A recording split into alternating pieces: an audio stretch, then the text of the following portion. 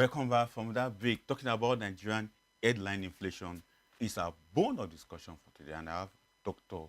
Yushua Aliyu to help us dissect this particular segment. Doc, good day to have you on the show. And again, let me give you a welcome back.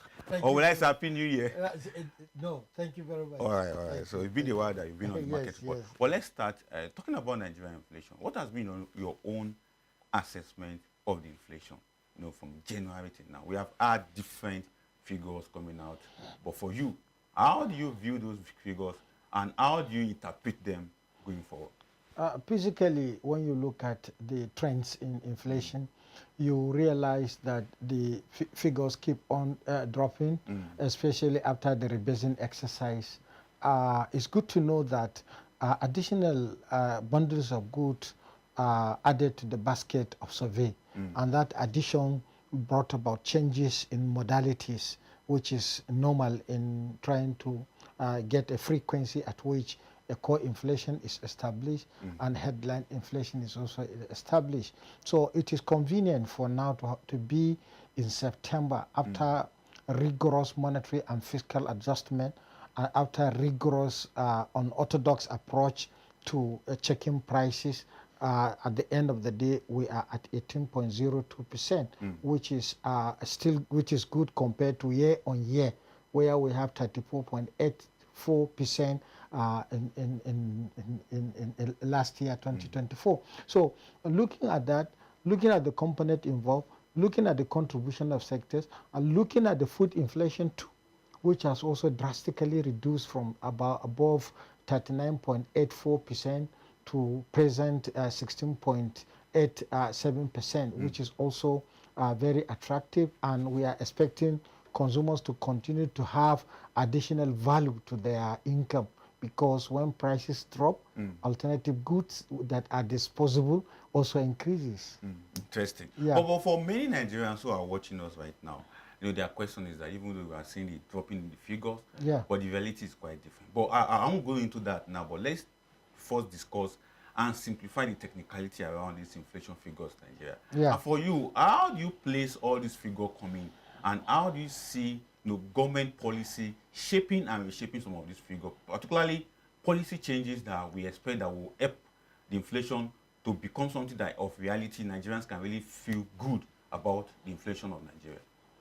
Look, it depends on the approach you are putting to understanding inflation, because when you remove Yushua Aliyu from an economist back to household, I can testify in the market that the prices of goods which were volatile last year are not volatile this year, and that is a good assessment from the household.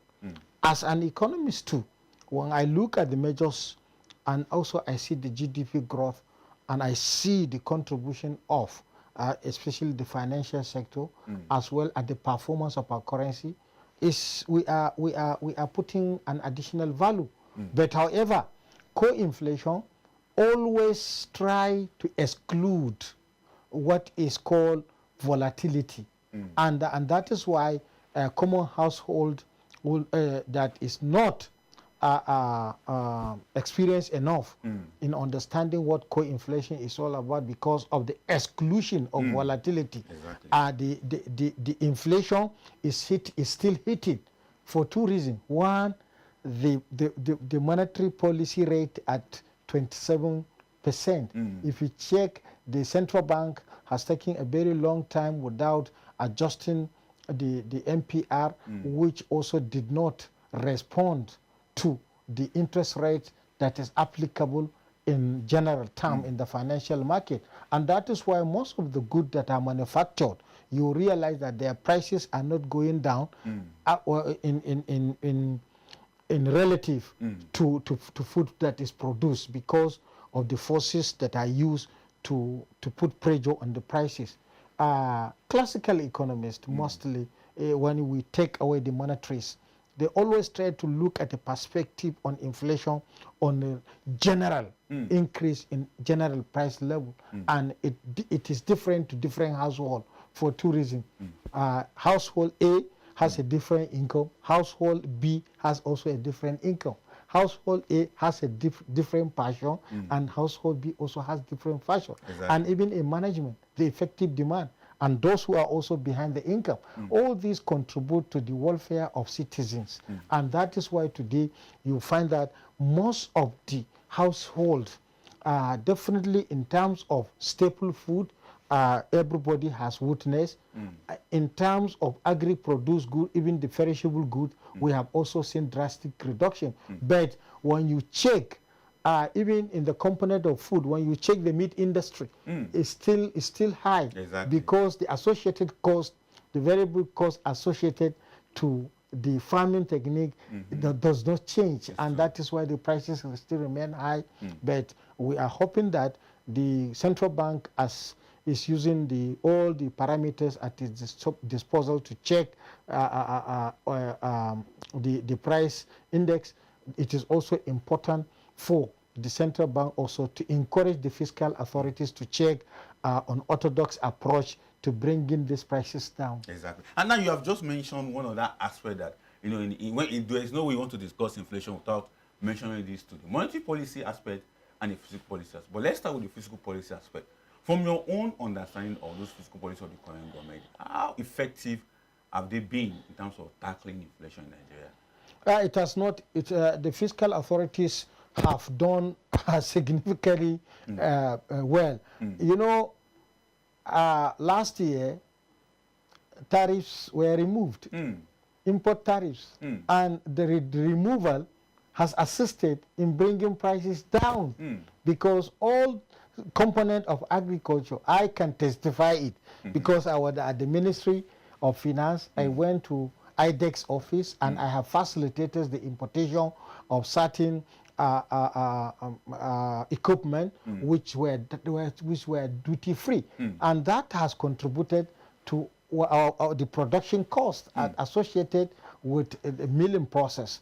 And at the same time also government extended importation of paddies and other components that can bring prices down. Remember, it's two things. Once you are talking about protectionism, you have to look what is the good time to protect industry, and what is the good time to protect consumers. That is what people don't normally look into in understanding the concept of fiscal adjustment and trying to bring prices down, especially from the northern part where I come from. Many farmers are not happy because prices of food went down, and they are even looking at maybe it's a deliberate policy. Of course it is a deliberate policy. We cannot continue to have prices which household go to bed without food. Then definitely an intervention is required. But it is also good for policy adjustment, especially from the fiscal angle, to also check taxes associated with the cost of input, which will also assist farmers to leverage their profit level. Interesting. But what you have just pointed out is making me to begin to imagine an aspect of our society.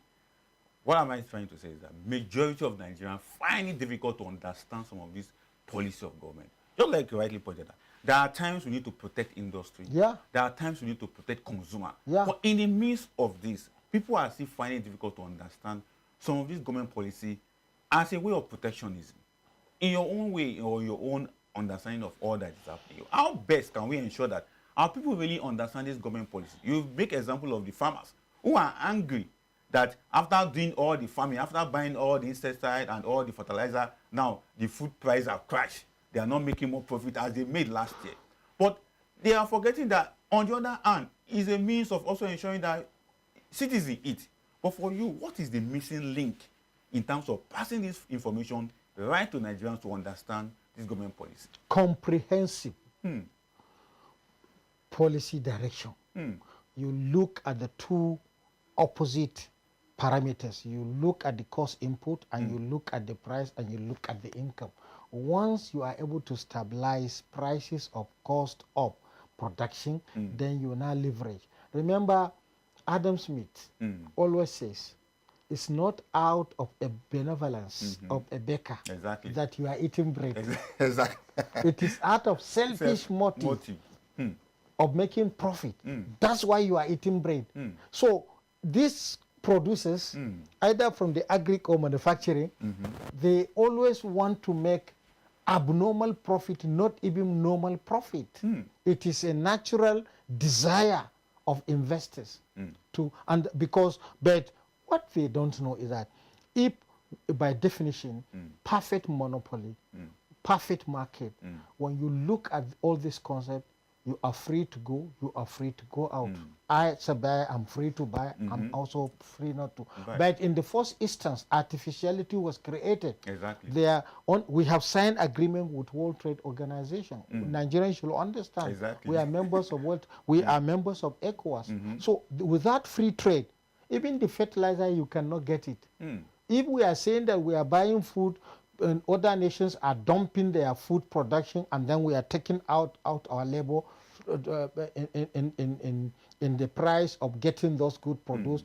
We should also remember that all these fertilizers that we are crying for is also dumping. Exactly. Because it is being imported. We use our naira, translate into dollars, and import them, including all aspects. So we must begin to arrange our economy to have domestic capacity. This domestic capacity, we must know the metric tons. We should know as a nation that we are over 230 million Nigerians. And if by average, in every 24 hours, what is the metric tons that is required for 1,000 citizens? What is the metric tons that is required for other component of food? Once we know the component of what is the requirement of our food requirement, that is the only time the prices will be stable. So in that concept, if it is well established, then we should also know what is the size of land we are cultivating and what are the metric tons required to have fertilizer, to have other inputs that we can stabilize prices of all these, so that the farmer will have a leverage of buying the goods, buying the variable costs at a good prices, and then putting them back into the economy. That is the stability we are looking for. Just the same way the central bank is trying to make naira stable. Exactly. Just how the energy sector trying to make production of PMS stable. Just the way other manufacturing are also giving their contribution in terms of basic needs of Nigeria that has to involve what we consume in health sector, what we consume in educational sector, and what we consume in an ordinary setting. Because all of us as consumers, we share common philosophy. Exactly. We want to satisfy whatever we are consuming with our giving our income. So Nigerians must be educated. Program analysts must also come in to be analyzing. Just the way now is a program. Exactly. We are speaking to ourselves, we are speaking to the nation, we are speaking to the farmers, we are speaking to the manufacturers, we are speaking to the policy makers. All of us, if we put all the arrangement in order, the same way we have efficiency in cement, we can have that efficiency in PMS, and we can have that efficiency in our food production lines. Interesting. Talking about efficiency, for the government, their fiscal policy is one, for a discipline purpose and to attract investors. But what do you make of the fiscal policy so far in relation to the inflation that we have? Because you know, investors are also not, they are not too wary of inflation, but they are also very, very careful about it. But for you, how do you place this? The fiscal discipline, investors attraction, as well as looking at the general well-being of the Nigerian economy. The general, you know, investors, like I said, they are not angels.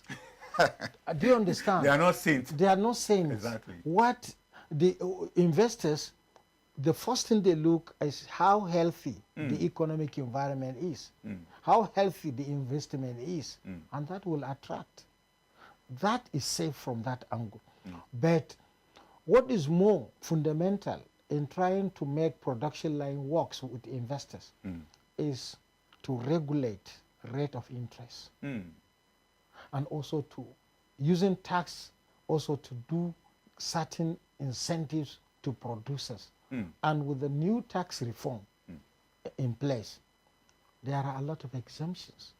Like I told you, we witnessed import duty exemptions. Exactly. But recently, we have an imposition of import duty to PMS, importation. Exactly. The essence is to protect local refining capacity. The other angle is to generate additional revenue. By calculation, when you align all the gains of import duty from the fiscal side, you generate revenue, you protect industry, and you encourage consumption. And then you now give value to the local currency. And that is why an investor and entrepreneur that Nigeria is blessed with, Dangote, was telling the world, was telling Nigerians, was telling investors that if you have dollars kept somewhere, it's going to crash. Because this refinery has put aside over 50% of our consumption need. In the next few days, that is when you count 365 days times 3, that is by 2028, the capacity of that same refinery is going to 1.4 million barrels per day. And once you take the current capacity of producing over 70 million liters, 70 million liters is greater than what a Nigerian can consume a day. So with that, the fiscal arrangement of import will generate additional revenue. So zero to borrowing. And these are good to call the attention of the government. If we are generating more with fiscal adjustment, then definitely our borrowing using our fiscal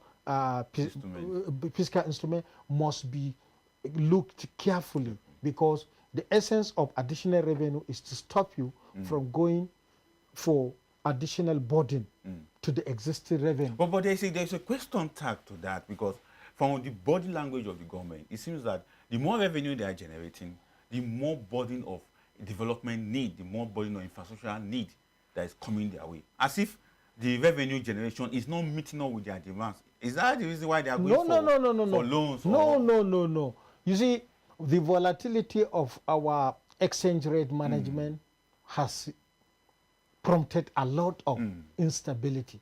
But once the exchange rate becomes more stable, our currency will have additional value. And when we have that additional value, we are expecting government, as they have agreed to do away with ways and means from the central bank. And now the central bank is in an advantage to have a bumper foreign exchange. And at the same time, this additional capacity of Dangote that started to attract foreign currencies to the enemy, because once you import to Saudi Arabia, you are attracting foreign good value to our domestic currency. Once we export to United States, that's exactly. So I think it's high time with the new fiscal reform to look into suspending additional borrowing, because the existing ones are not just within the economy without cost. They are attached with a very serious consequences of paying debt servicing. And once debt servicing continue to erode our revenues generated internally, then definitely it will take us longer to look. And also, Mr. Olamiko, there is need to understand under zero-based budget, you have to prioritize. You can finish everything in a single day. And at the same time also to look at PPP, call those that have surplus funds to come into the economy. They are there. They know we have potential. Saudi Arabia is looking where to invest. Other big economies are looking where to invest. So we should look at our priority, take them to the laboratory, the investment laboratory, pieces them, design special economic zones, give special priorities, and then call investors. Individuals, Nigerians in diaspora, that have seen what is called investment outside the economy, they know how attractive it is to invest within. You can invest in housing. We have housing deficit. We can invest in agriculture. We have agricultural deficit. if we mechanize our agriculture, there is no need to go and import rice. Last year, in one of the colloquium, Paul Alaje colloquium, the late Minister of Agriculture, Odogbe, was a presenter there. I was a panelist there. So he was telling Nigerians that out of 100% of arable land, only 20 is accessible. So that shows the deficit in agricultural performance, and therefore there is need to call for investors rather than borrow money to put in such investment. Remember, when you give giant companies advantage to invest, they come with the investment and they come with critical infrastructure. Interesting. I think this your perception in this regard is very, very interesting. But let's still go further into the discussion, and let's take a look at the monetary side. We have been able to dissect the fiscal responsibilities, particularly discipline that the government is looking at that side. And that's why I bring the issue of the borrowing and the body language of the government. But on the monetary side, which you highlighted earlier, for the CBN, how have they been carried out those functions in your own understanding that, before, we normally have this dissection that there is no connection between fiscal policy and monetary policy. Although a bit of it has been adjusted at this point. But currently, what do you make of the Yemi Cardoso-led CBN and what he's doing? No, he is doing wonderfully. He's doing wonderfully because we have witnessed the stability that we are looking in general price level. Because the central function of this bank is to create a stable economic environment. Exactly. And we are beginning to have that stability. That is one. Second, once you look at the capitalization exercise that is about to change investment in Nigeria, it's also a wonderful approach to bringing certain critical decisions that the economy is looking. You can see how the merger is going very fast, and you can see also the deadline, March deadline. We are expecting to have. Maybe they will extend it. No. We are not expecting the bank to extend because almost more than 14 banks has already qualified. So if we have that number, then it's good to go. But do you know why it is important to understand that monetary decision? Because the federal government is targeting $1 trillion economy. Exactly. And once we are targeting $1 trillion economy, you have to also look at the base at which the financial institutions are operating. And once you look into that, you look at those who are to participate also. You have to put emphasis in the stock exchange. Nigerians are investing so much in cryptonism, cryptocurrencies, over 50 billion. This is a waste of time. If you can put $50 billion in Nigerian economy, $50 billion annually is greater than the total reserve with the central bank at $43 billion. So do you see? Exactly. So we need to call the right individual to speak to right corners so as to understand the importance of investment in the stock exchange, and also not only in portfolio but general sense. And we are happy that industries like Dangote, similar relative investors who are trying to put their refineries in order, we have to give courage, because in any economy you look at the sector that is contributing more, and you also check those that are supposed to be contributing, and then you now put the right policies and the right sensitization so that the GDP expectation can change, and if it is changing, we are expecting to change collectively, so that as the system is changing, we have seen from the revenue mobilization how state government that we are sharing in 2014-15 sharing 570 billion naira monthly, are now sharing 2.2 trillion, and we are expecting that figure also to increase. But like I also caution, this is causing liquidity As the central bank is fighting hard, using monetary tools exactly. to check liquidity. Now the revenue from the fiscal angle is now generating additional liquidity. So there should be a change of approach, not in the sharing, but in the component of utilization. Exactly. And also, we have to also look at the investment aspect. You can encourage governors to invest, you can encourage private firms to invest, and you can encourage entrepreneurs to invest within the economy and outside the economy. Interesting. Doc, I want to say a very big thank you for coming. Thank you very much. It's quite instructive that all your submissions are laudable. I will to give it to you on that. But it's a developing issue. Inflation is still there. We still have the double figure. And so many components of it is still available. We can't exhaust everything. Inflation. You cannot drive your car if the tire is not inflated. And therefore, we need, for an economy to work, we need inflation, but single-digit inflation. That's what I'm driving to, and that's what the government is doing. But for us to get to that level, we all need to at least advocate, enlighten, and educate Nigerians on the essence of inflation. So thank you so much, Dr. Thank you very much. Thank you. We'll be going on a short break now. Then, the second segment of the discussion is coming up, where we're discussing investment opportunity in Nigerian stock market. Join us shortly for that.